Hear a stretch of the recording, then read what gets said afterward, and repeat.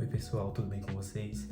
Eu sou Samuel Santos Oliveira, eu sou mestrando em Administração Pública em Governo pela Fundação Getúlio Vargas do Estado de São Paulo, a FGV e a ESP. E no vídeo de hoje eu pretendo abordar, na verdade, desmitificar alguns mitos em relação à pós-graduação, tanto mestrado, doutorado. Provavelmente você já deve ter se perguntado, eu poderia fazer um mestrado, poderia entrar na pós-graduação, fazer um doutorado, mas eu não tenho tempo, mas é muito difícil. Hoje eu pretendo nesse vídeo desmitificar bastante coisas em relação a isso e vamos que vamos. E em relação ao número de ingressos que entram na pós-graduação, os mestrandos, os doutorandos, eu trago um dado muito interessante, que é 0,2% da população no Brasil possui pós-graduação. Isso é um pouco desafiador, né, em relação à comparação com outros países. Óbvio que a gente sabe que tem a diferença que o Brasil é um país em desenvolvimento, então claro que o número do PIB do Brasil que é investido em educação é muito menor em comparação com aqueles outros países, mas ainda assim é um número muito pequeno. Por quê? Nos países que fazem parte da OCDE, que é a Organização para a Cooperação e Desenvolvimento Econômico, esse número chega a 1,1% da população. E lá são 38 países que fazem parte dessa organização, foi criada lá em 1961 e a gente percebe que é um número um pouco maior, né? Quase 5 ou 6 vezes maior do que o número que é de pós-graduados no Brasil. Então, a gente percebe que há esse lapso muito grande em relação ao contingente de pessoas que conseguem entrar ou que pensam em entrar. E aí entra a questão dos mitos que são relacionados ao imaginário do que é a pós-graduação, do que é o mestrado, do que é o doutorado. E eu acho que essa criação mítica acaba influenciando o afastamento também das pessoas da pós-graduação. Então hoje a gente vai conseguir desmitificar isso, tirar algumas dúvidas que vocês podem ter e, além disso, vou compartilhar algumas experiências que eu tive, algumas experiências que outros colegas também tiveram e mostrar para vocês que a pós-graduação, que o mestrado, que o doutorado, ele pode abrir portas, oportunidades e proporcionar um crescimento incrível. Vamos começar pelas diferenças entre o mestrado e doutorado profissional e mestrado e doutorado acadêmico. As diferenças entre eles é que o mestrado profissional e doutorado profissional, ele vai formar pessoas especializadas em um assunto que vão poder aplicar aquele seu conhecimento no seu desenvolver de seu trabalho. Então, esse é o objetivo de se formar pessoas pós-graduadas num mestrado profissional e num doutorado profissional. Já o mestrado e o doutorado acadêmico, a intenção é a formação de pesquisadores que possam desenvolver pesquisa, que possam aplicar essa pesquisa e melhorar a ciência como um todo, né? E isso eu estou falando de um modo geral, não é em uma área específica. É o mestrado, o doutorado, tanto profissional quanto acadêmico, como em geral. Então, agora eu vou partir um pouco para os principais mitos, né, que as pessoas têm sobre a pós-graduação, sobre o mestrado, sobre o doutorado. Até mesmo a especialização. Às vezes as pessoas terminam a graduação, terminam o ensino superior e têm medo de investir na especialização, investir no mestrado, no doutorado. Então, o primeiro mito é sobre a questão do tempo. Olha, eu não tenho tempo. Tá.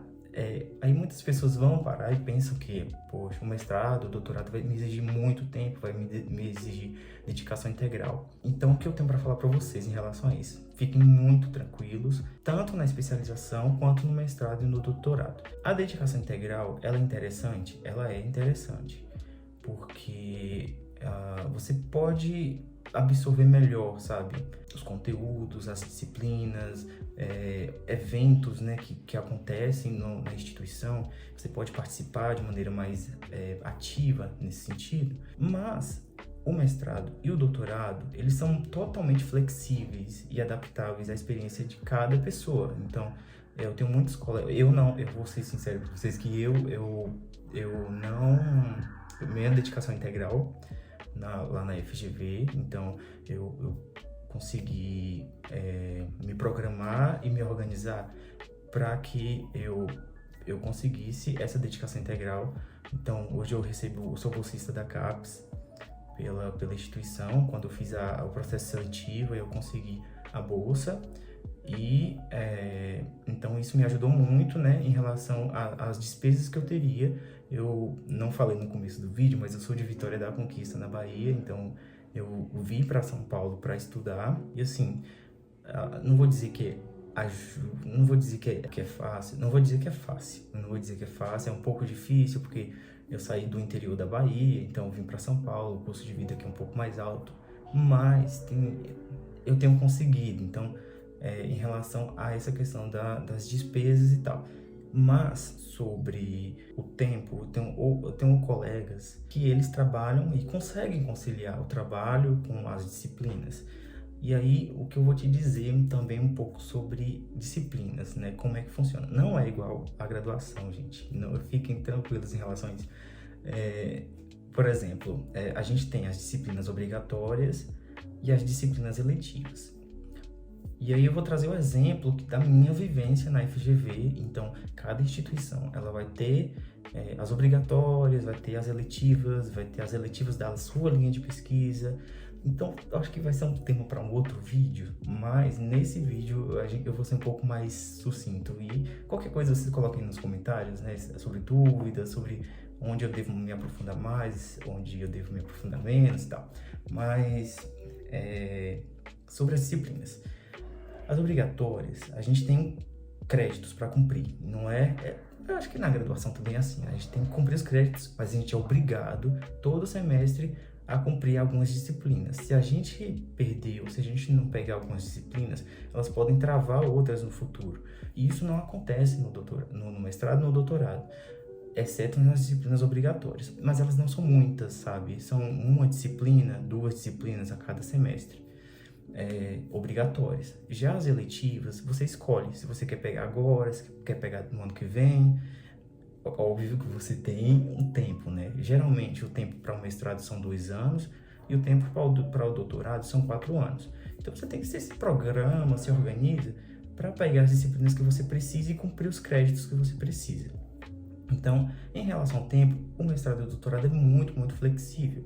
E aí meus colegas conseguem conciliar o trabalho deles com as disciplinas. Aí, por exemplo, a gente tem 2 disciplinas obrigatórias. A gente teve uma no primeiro. Não, a gente teve 2 disciplinas obrigatórias no primeiro semestre e 2 disciplinas obrigatórias agora no último semestre. Aí a gente encerra as disciplinas obrigatórias. E a gente também precisa pegar uma disciplina na escola de métodos, mas também é livre, sabe? É factível, sabe? Vocês conseguem fazer. Meus colegas, eles, por conta da minha dedicação integral, eu vou conseguir terminar ainda esse ano todos os créditos que eu preciso, mas meus colegas, eles ainda têm o próximo semestre, porque no último semestre todo mundo precisa se dedicar mais à questão da dissertação. Tá, aí eu falei um pouquinho no mito anterior, que era o mito do tempo. Aí o segundo mito, meu Deus, eu não vou fazer mestrado nem doutorado porque é muito caro. Então, sim, investir na educação é caro no Brasil, e isso a gente sabe desde nossa experiência com o ensino superior. Por mais que a gente tenha conseguido uma escola pública, uma universidade pública, a gente sabe que não é só isso, né? A gente tem gasto com transporte, gasto com material, gasto com livros, com impressões, infinidade de gastos, né? No Brasil, eu vou botar sobre dois pontos. O primeiro ponto, no ano passado, por conta dessa questão de cada ano que passa, menos pessoas estão tentando ingressar nos mestrados e nos doutorados no Brasil. E isso impacta muito também a quantidade atual da população que é formada mestre e doutor no Brasil. Se menos pessoas estão ingressando, então o número tende a diminuir porque mais pessoas estão nascendo. Então, isso é ruim, né, para o cenário da educação da pós-graduação no Brasil. Então, uma das formas de incentivo foi aprovado no ano passado pelo governo Lula. Foram aprovadas 2 coisas. A primeira coisa, o aumento da bolsa da CAPES e do CNPq. Antes dessa aprovação, desde 2012, se eu não me engano, a CAPES e o CNPq, a bolsa era de R$ 1.500. Então, até antes do ano passado, os mestrandos recebiam R$ 1.500. Os doutorandos, eu não me lembro exatamente o valor, eu acho que era 2.000 e pouco, 2.100, e aumentou para R$ 3.100. Já os mestrandos de 1.500 aumentou para R$ 2.100. E isso teve esse reajuste nas bolsas, e isso serviu para estimular as pessoas a tentarem entrar no mestrado e no doutorado e tentar a bolsa. O segundo ponto, que eu acho que também foi importante em relação à questão desse mito de ser muito caro, é sobre a questão da aprovação no final do ano passado de uma lei que possibilita que o mestrando, o doutorando, o pós-graduando em geral, ele consiga receber a bolsa e trabalhar. Então, antes disso, né, a história antes disso era, antes dessa lei, quem recebe bolsa não poderia trabalhar, porque senão ele perderia a bolsa. E isso também meio que desestimulava as pessoas, pois a bolsa, às vezes, assim, ela se deslocava da cidade de onde ela mora, ia para um outro lugar, tinha os custos de vida e não era suficiente, né? Então, muitas das vezes, as pessoas desistiam no meio do mestrado, no meio do doutorado, ou pensavam, fazer os cálculos mesmo, olha, não vai dar para mim, então eu não vou fazer.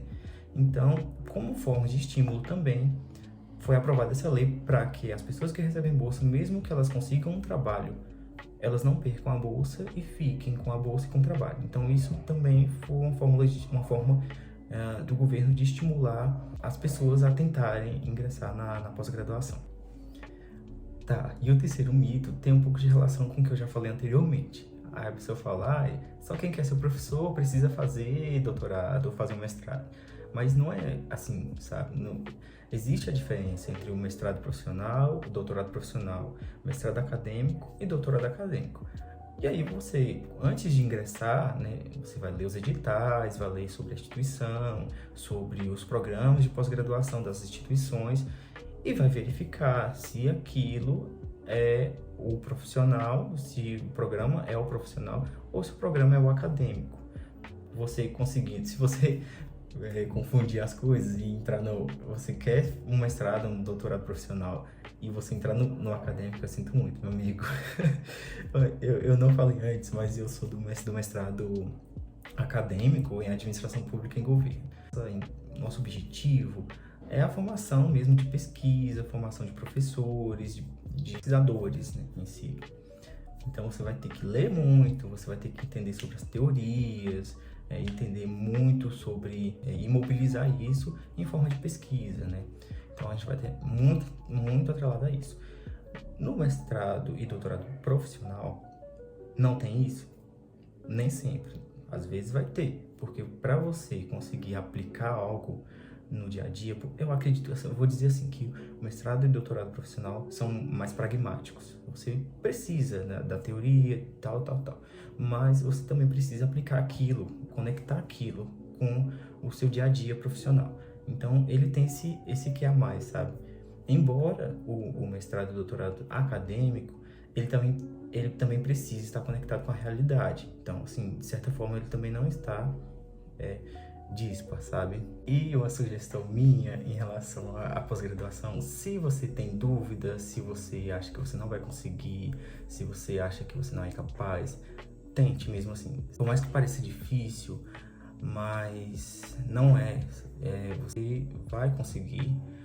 E, claro, exige um pouco de dedicação, exige um pouco de sacrifício, muito sacrifício, na verdade, mas sabe de uma coisa, com o conhecimento adquirido, com as pessoas que você vai conhecer, com as oportunidades que vão surgir, elas vão poder mudar a sua vida, mudar a forma como você entende o mundo. Então, acredito que com essas informações você pode, assim, tirar todos os grilos da sua cabeça e já olhar os editais, já olhar os processos seletivos que estão abertos nas instituições que mais aderem ao que vocês gostam e que tenham essa linha de pesquisa que vocês gostam, entendeu?